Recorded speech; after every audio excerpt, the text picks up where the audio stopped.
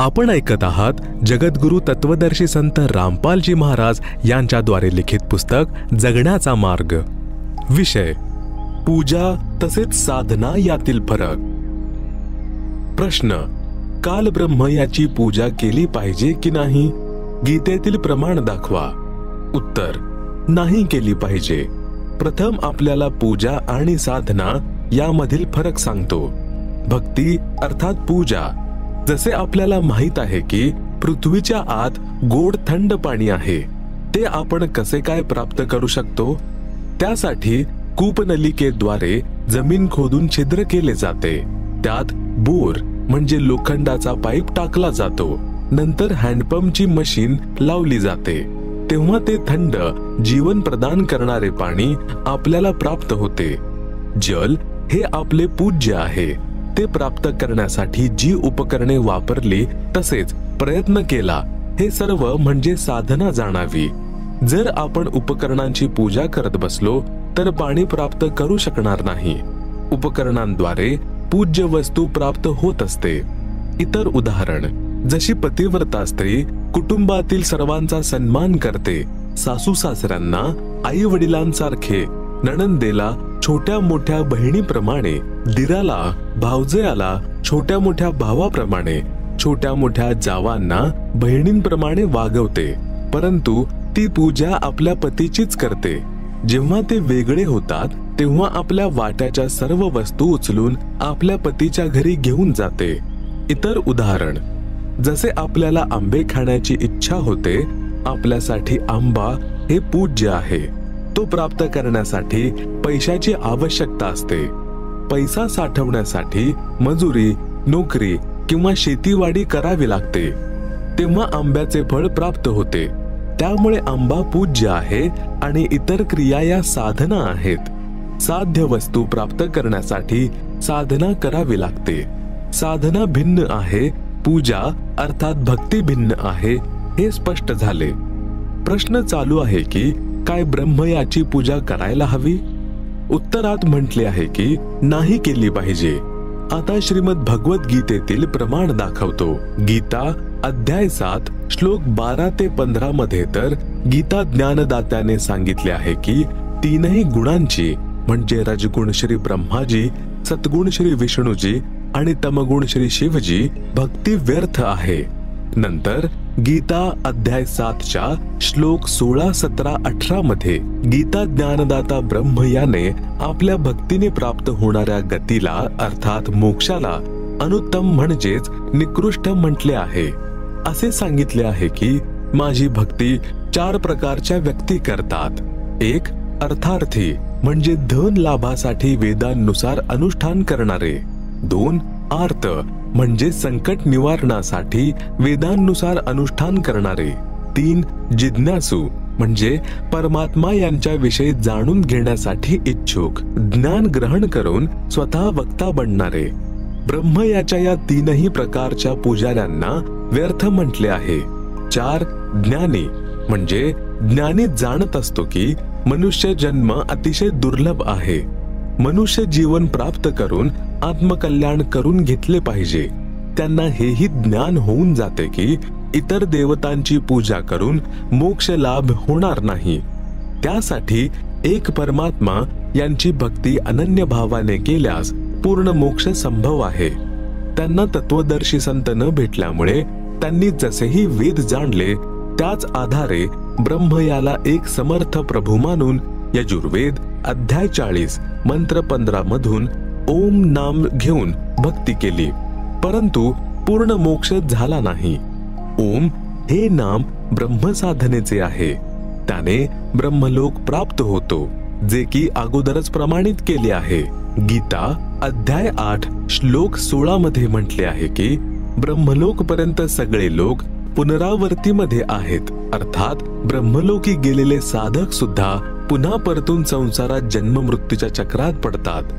काल ब्रह्म याच्या साधनेने तो मोक्ष प्राप्त होत नाही, जो गीता अध्याय 15 श्लोक 4 मध्ये सांगितलेला आहे की तत्वज्ञानाने अज्ञान दूर करून परमात्म्याच्या त्या परमपदाचा शोध घेतला पाहिजे, जिथे गेल्यानंतर साधक पुन्हा फिरून संसारात कधी परत येत नाही.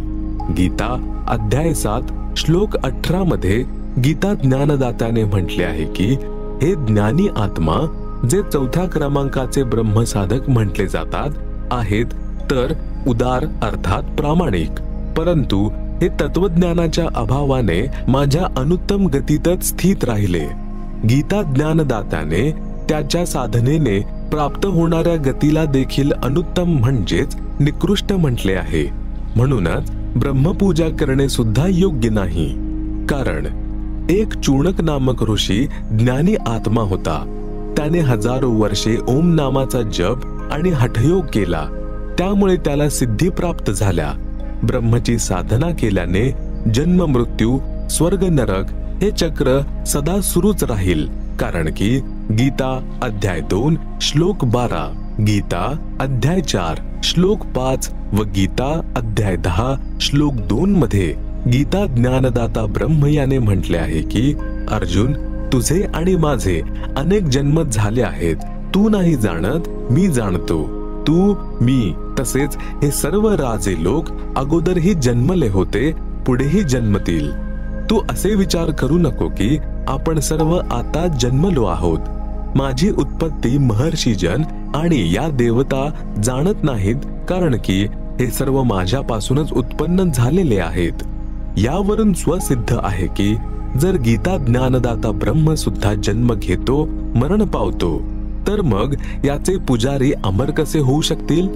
यावरून हे सिद्ध झाले की ब्रह्म उपासनेने तो मोक्ष होत नाही, जो गीता अध्याय 18 श्लोक 62 मध्ये आणि अध्याय 15 श्लोक 4 मध्ये सांगितला आहे. या श्लोकांमध्ये गीता ज्ञानदात्याने असा स्पष्ट निर्देश दिला आहे की हे भारत, तू सर्व भावाने त्या परमेश्वर परम अक्षर ब्रह्म यास शरण जा. त्या परमात्मा यांच्या कृपेनेच तू परम शांती आणि सनातन परम धाम अर्थात सत्यलोकास प्राप्त होशील. तत्वज्ञान समजून त्यानंतर परमात्मा यांच्या त्या परमपदाचा शोध घेतला पाहिजे, जिथे गेल्यानंतर साधक पुन्हा फिरून संसारात कधी परत येत नाहीत. विचार करा की गीता ज्ञानदाता तर स्वतः जन्मतो आणि मरतो, म्हणून ब्रह्म याच्या पूजेने मिळणाऱ्या गतीला अनुत्तम म्हटले आहे. आता चूणक ऋषींचा कथा प्रसंग पुढे ऐकवतो. चूणक ऋषी यांनी ओम नामाचा जप आणि हठयोग केला. वेदांमध्ये म्हणजे ऋग्वेद, यजुर्वेद, सामवेद, अथर्ववेद सांगितलेल्या भक्तीने परमात्म्याची प्राप्ती होत नाही. याचे प्रमाण गीता अध्याय 11 श्लोक 47-48 मध्ये आहे. गीता ज्ञानदाता ब्रह्म याने सांगितले आहे की हे अर्जुन, मज काल ब्रह्मचे हे विराट रूप आहे. माझ्या या रूपाचे दर्शन तुझ्या व्यतिरिक्त अगोदर कोणाला झालेले नाही. मी तुझ्यावर कृपा करून हे रूप दाखविले आहे. माझ्या या रूपाचे दर्शन अर्थात ब्रह्मप्राप्ती ना तर वेदांमध्ये वर्णित विधीने, ना ओमच्या जपाने, ना तपश्चर्येने, ना हवन वगैरे यज्ञांनी होत असते. अर्थात वेदांमध्ये वर्णित विधीने ब्रह्मप्राप्ती होत नाही. या कारणामुळेच चूणक सारखे ऋषी देखील ब्रह्म याला निराकार म्हणत राहिले. चूणक ऋषींना सिद्धी प्राप्त झाल्या, त्यामुळे त्यांना जगामध्ये कीर्ती प्राप्त झाली. सिद्धी प्राप्त साधक आपली अनेक वर्षांच्या साधनेने चार्ज केलेली बॅटरी एखाद्याला शाप देऊन आपल्या भक्तीचा नाश करतात. एखाद्याला आशीर्वाद देऊन आपल्या भक्तीचा नाश करतात. कोणावर सिद्धीने जंत्र मंत्र करून आपल्या भक्तीचा नाश करतात आणि जगात प्रशंसेचे पात्र होऊन स्वतः प्रभू बनून बसतात. एक मानधाता चक्रवर्ती राजा होता. त्याचे संपूर्ण पृथ्वीवर राज्य होते. त्याने आपल्या राज्यात हे परीक्षण करण्याचे ठरवले की काय पृथ्वीवरील इतर राजे जे माझ्या अधीन आहेत, काय त्यामधील कोणाला स्वतंत्र होण्याची इच्छा आहे. म्हणून राजाने आपल्या खाजगी घोड्याच्या गळ्यात एक चिठ्ठी लिहून बांधली की ज्या राजाला मानधाता राजाचे वर्चस्व मान्य नसेल त्याने या घोड्याला पकडावे आणि युद्धासाठी तयार व्हावे. राजाकडे 72 अक्षहिणी सेना आहे. त्या घोड्यासोबत शेकडो सैनिक सुद्धा निघाले. सगळी पृथ्वी पालथी घातली. कोणत्याही राजाने त्या घोड्याला पकडले नाही. यावरून स्पष्ट झाले की संपूर्ण पृथ्वीवर सर्व लहान राजे आपल्या चक्रवर्ती शासक मानधाता राजाच्या अधीन आहेत. घोड्यासोबत असलेले सर्व सैनिक आनंदाने परतत होते. रस्त्यात ऋषी चूर्णकांची झोपडी होती. चूर्णक ऋषी यांनी घोड्यावर स्वार सैनिकांना विचारले की, हे सैनिकांनो, कुठे गेला होतात? या घोड्यावरील स्वार कुठे गेला? सैनिकांनी ऋषीजी यांना सर्व गोष्ट सांगितली. ऋषी म्हणाले, काय कोणत्याच राजाने मानधाता राजाचे युद्धाचे आव्हान स्वीकारले नाही? सैनिक म्हणाले की, आहे कोणाच्या बाहूंमध्ये एवढे दम, पाजले आहे कोणत्या मातेने दूध, जो आमच्या राजाशी युद्ध करू शकेल? राजाजवळ 72 अवक्षेहिणी म्हणजेच 72 करोड सैन्य आहे. जबडा तोडून टाकू जर कोणी युद्ध करण्याची हिम्मत केलीच तर. ऋषी चूर्णक, जो काल ब्रह्म याचा पुजारी होता, म्हणाला की, हे सैनिक हो, आपल्या राजाचे युद्ध मी स्वीकार करतो. हा घोडा बांधा माझ्या झोपडी जवळील वृक्षाला. सैनिक म्हणाले की, हे कंगाल माणसा, खाण्यासाठी तुझ्याकडे दाणा नाही. राजा मानधाताशी तू काय युद्ध करणार? आपली भक्ती कर, का तुझी बर्बादी बोलत आहे? कशाला नको ते संकट ओढवून घेत आहेस? ऋषी म्हणाले, जे होईल ते बघू. जा, सांगा तुमच्या राजाला की तुमचे युद्धाचे आव्हान चूर्णक ऋषीने स्वीकारले आहे. राजाला समजले तेव्हा त्याने विचार केला की आज एका कंगाल माथे फिरू ऋषीची हिम्मत झाली आहे, उद्या इतर कोणाची हिम्मत होईल? वाईट गोष्ट सुरुवातीलाच संपवली पाहिजे. जनतेला भयभीत करण्यासाठी एका व्यक्तीला मारण्यासाठी राजाने 72 करोड सैन्याला 4 तुकड्यांमध्ये विभागले. एक 18 करोड सैनिकांची पहिली तुकडी ऋषींशी युद्ध करण्यास पाठवली. काल ब्रह्मयाचे पुजारी चूर्णक ऋषी यांनी सिद्धिशक्तीने 4 पुतळ्या बनवल्या, अर्थात 4 अणुबॉम्ब तयार केले. एक पुतळी सोडली, तिने 18 करोड सेनेचा वध केला. राजाने दुसरी तुकडी पाठवली. ऋषींनी दुसरी पुतळी सोडली. अशा प्रकारे राजा मानधाताच्या 72 अवक्षेहिणी सेनेचा नाश काल ब्रह्मयाचा पुजारी चूर्णक यांनी केला. विचार करा, ऋषी महर्षी यांनी राजे राजवाड्यांमध्ये हस्तक्षेप करू नये. कारण असे आहे की ऋषीजनांनी परमात्मा प्राप्तीसाठी हजारो वर्ष ओम नामाचा जप केला. परमात्मा भेटले नाही, कारण गीता अध्याय 11 श्लोक 47-48 मध्ये लिहिले आहे की वेदांमध्ये म्हणजे 4ही वेद, ऋग्वेद, यजुर्वेद, सामवेद आणि अथर्ववेद वर्णित भक्ती विधीने ब्रह्मप्राप्ती होत नाही.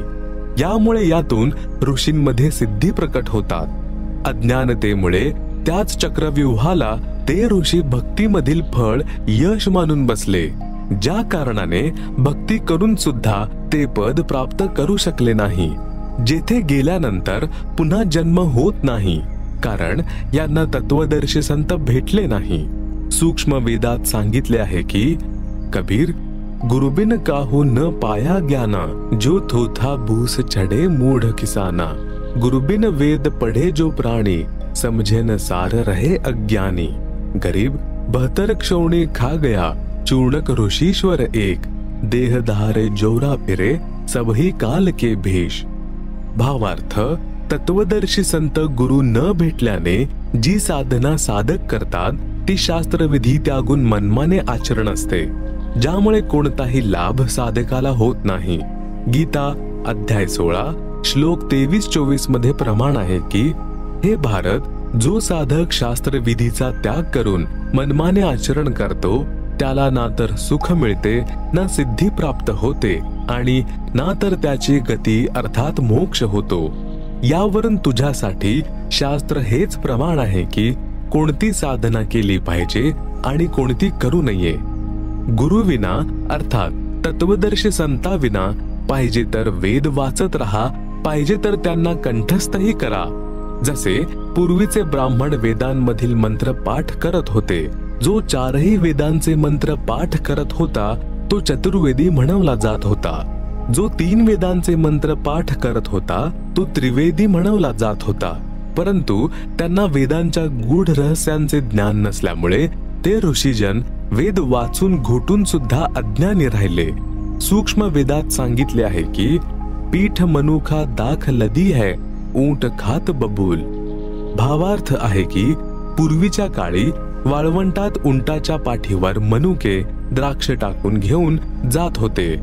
उंटाच्या पाठीवर तर इतके स्वादिष्ट मनुके द्राक्षे लादलेले असायचे आणि स्वतः बाभळीच्या म्हणजे बाभूळ झाडाच्या काट्यांमध्ये तोंड घालून बाभळीची पाने खात असायचा। ज्ञानाच्या अभावी सर्व ऋषीजी चारही वेदरूपी मनुके द्राक्षे लादून फिरत होते आणि पूजा करत होते कालब्रह्मरूपी बाभळीची, ज्यामुळे ना सनातन परमधाम आणि ना तर परम शांती प्राप्त होत होती। नंतर सूक्ष्म वेदात सांगितले आहे की बंजारे के बैल जो फिरा देश विदेश, खांड छोड़ भूष खात है बिन सद्गुरु उपदेश। भावार्थ आहे की पूर्वीच्या काळी बैलांच्या पाठीवर गाढवांप्रमाणे गोण्या म्हणजे गुणपाट ठेवून त्यात खांडसरी भरून बंजारे अर्थात व्यापारी लोक एका ठिकाणावरून दुसऱ्या ठिकाणी ने आण करत होते। बैलाच्या पाठीवर पोत्यात खांडसरी आहे, स्वतः बैल भुसा खात असायचा। अशाच प्रकारे गुरुद्वारे तत्वज्ञान न मिळाल्याने ऋषीजन वेदरूपी खांडसरी म्हणजे साखर तर कंठस्थ करून ठेवत होते। ते योग्य पद्धतीने न समजता वेद विरुद्ध साधना करत होते। उदाहरणासाठी श्री देवी पुराणाच्या सचित्र मोठा टाईप केवळ हिंदी गीता प्रेस गोरखपूर येथून प्रकाशित 5वा स्कंद पान नंबर 414 वर लिहिले आहे, वेदव्यासजी म्हणाले की सत्ययुगातील ब्राह्मण वेदांचे पूर्ण विद्वान होते। ते देवी अर्थात श्री दुर्गाजी यांची पूजा करत होते। प्रत्येक गावात श्री देवीचे मंदिर बांधण्याची त्यांची प्रबळ इच्छा होती। श्रोते हो, विचार करा, चारही वेदांमध्ये तसेच याच वेदांचा सारांश श्रीमद भगवत गीतेत कुठेही देवीची पूजा करण्याचा निर्देश नाही, तर मग सत्ययुगातील ब्राह्मण काय खाक विद्वान होते वेदांचे? याच श्री देवी पुराण मधील 7व्या स्कंदात पान नंबर 562 व 563 वर श्री देवीजी राजा हिमालयास सांगते की तू माझी पूजा देखील सोडून दे। जर ब्रह्मप्राप्ती इच्छित असशील तर इतर सर्व गोष्टींचा त्याग करून केवळ ओमचा जप कर। हा ब्रह्मचा मंत्र आहे, यामुळे ब्रह्मला प्राप्त होशील। तो ब्रह्मलोकरूपी दिव्य आकाशात राहतो। श्रोते सहज समजतील की जर सत्ययुगातील ब्राह्मणांचे असे ज्ञान तसेच साधना होती तर वर्तमानातील ब्राह्मणांना काय ज्ञान असणार? याच श्री देवी पुराणामधील 5व्या स्कंदातील पान नंबर 414 वर असेही लिहिले आहे की सत्ययुगात ज्यांना राक्षस समजले जात होते त्यांना कलियुगात ब्राह्मण मानले जाते। ब्राह्मण काही जाती विशेष नाही, जो परमात्मा अर्थात ब्रह्मसाठी प्रयत्नशील आहे त्यालाच ब्राह्मण म्हणतात। मग तो कुठल्याही जातीचा असेल। वर्तमानात परंपरागत ब्राह्मण कमी आहेत, संत रूपात ब्रह्मज्ञान देणारे अधिक आहेत। जे ब्राह्मण अर्थात मार्गदर्शक गुरु म्हणवतात आणि तत्वज्ञानहीन आहेत। म्हणून म्हटले आहे की तत्वदर्शी गुरु शिवाय कोणालाही वेदांच्या गूढ रहस्यांचे ज्ञान झाले नाही। ज्या कारणाने वेद वाचत होते परंतु साधना वेदांच्या विरुद्ध करत होते। वेद व गीते तीनही देवतांची म्हणजे श्री ब्रह्माजी, श्री विष्णूजी तसेच श्री शिवजी यांची पूजा करण्यास मनाई आहे। सर्व हिंदू समाज ज्ञानहीन संतांद्वारे याच तीनही देवतांवर केंद्रित केलेला आहे। श्री देवी दुर्गा, विष्णूजी तसेच शिवजी यांची भक्ती करत तसेच करवित आहेत। पहिल्यापासूनच लोकवेदाचे म्हणजे दंतकथांचे ज्ञान चालत आलेले आहे, जे आज माझ्या समोर भिंत बनून उभे आहे। मी शास्त्रोक्त ज्ञान सांगत आहे, प्रोजेक्टरवर दाखवत आहे, परंतु अगोदरच्या अज्ञानाला सत्य मानून सत्याला डोळ्यांनी पाहून सुद्धा विश्वास करत नाहीत, विरोध करत आहेत, तुरुंगात पाठवितात। सूक्ष्म वेदात सांगितले आहे की गरीब वेद पढ़े पर भेद न जाने, बाचे पुराण 18, पत्थर की पूजा करे बिसरे सृजनहारा। भावार्थ आहे की वेद तसेच 18 पुराणे वाचतात आणि मूर्तीची पूजा करतात। वेदोक्त सर्वांचे सृजनहार परम अक्षर ब्रह्मला विसरले आहेत। अन्य देवतांची पूजा करून त्या परमशक्ती तसेच सनातन परम धाम अर्थात परमेश्वराच्या त्या परमपदापासून वंचित राहतात, जे गीता अध्याय 18 श्लोक 62 आणि अध्याय 15 श्लोक 4 मध्ये सांगितले आहे। सूक्ष्म वेदात लिहिले आहे की गुरुवाम गाम बिगाडे संतो गुरुवाम गाम बिगाडे, ऐसे कर्म जीव के लादिये फिर झडे नहीं झाडे। भावार्थ आहे की वेद ज्ञानहीन तत्वज्ञानाशी अपरिचित गुरूंनी गावोगावी शास्त्र विरुद्ध ज्ञान व भक्तीचे अज्ञान ऐकवून त्यांना इतके भ्रमित केले आहे की ते आता समजावून सुद्धा शास्त्राविरुद्ध साधनेचा त्याग करण्यास तयार होत नाहीत।